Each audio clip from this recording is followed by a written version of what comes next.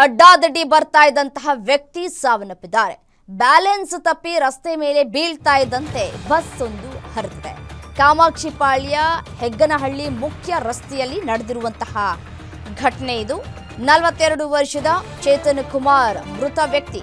ಬಾರ್ನಲ್ಲಿ ಕುಡಿದು ತೂರಾಡಿ ಬರ್ತಾ ಇದ್ದಂತಹ ಚೇತನ್ ಕುಮಾರ್ ರಸ್ತೆ ಮೇಲೆ ಬೀಳ್ತಾ ಇದ್ದಂತೆ ಹಿಂಬದಿಯಿಂದ ಬಸ್ ಬಂದು ಹರಿದಿದೆ. ಆಕ್ಸಿಡೆಂಟ್ ಮಾಡಿ ಪರಾರಿಯಾಗಿದ್ದಂತಹ ಬಸ್ನ ಚಾಲಕ, ಬಸ್ಸನ್ನು ಹತ್ತಿಸಿ ಪರಾರಿಯಾಗಿದ್ದಂತಹ ಚಾಲಕ ನರೇಂದ್ರನನ್ನ ಅರೆಸ್ಟ್ ಮಾಡಲಾಗಿದೆ.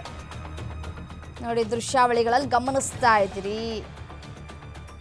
ಯಾವ ರೀತಿಯಾಗಿ ಕುಡಿದುಕೊಂಡು ತೇಲಾಡಿಕೊಂಡು ಈ ನಡು ರಸ್ತೆಗೆ ವ್ಯಕ್ತಿ ಬರ್ತಾನೆ.